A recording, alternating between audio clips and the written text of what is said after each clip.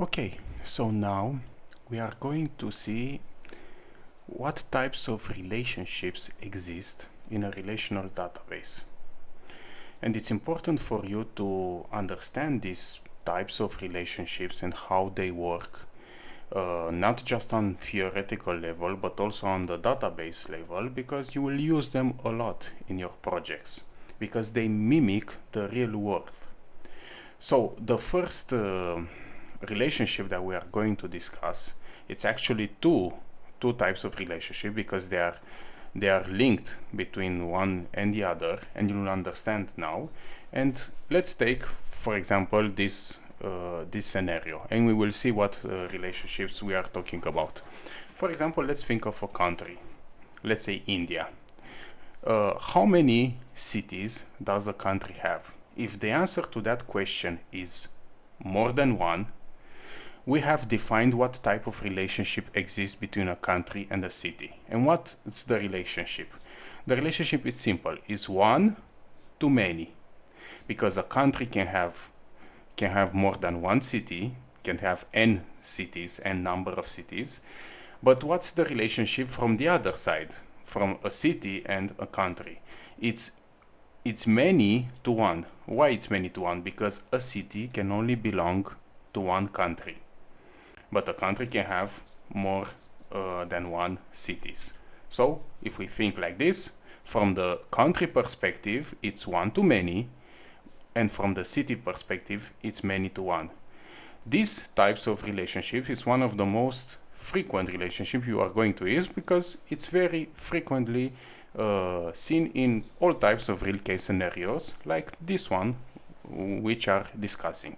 And now if we understand this on theoretical level, how we are going to represent this on a database level, not just Postgres, on any relational database. So for example, we have here like this table, which represents the city table. We have this column city ID, which is the primary key of the city table. We have the city column, which more accurately should be city name, and we have the name of the cities. And here we have what is the link between this table and the other one, as we discussed in the previous videos. So how we define these type of relationships? Through this foreign key. This country ID is linked to the country ID primary key of the country table. So for example, we see here 3 rows, which represents 3 cities that belongs to the same country, which is India. So from the city table perspective, we have many to one, and from the country perspective, we have one to many.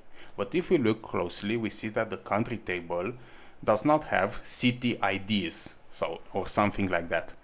The country table does not know it's being used in other tables, if we take this singularly, because this is the parent of the relationship, because every relationship has a parent, has the owning side, or the owning side of the relationship, and this is the country. Why it's called the owning side?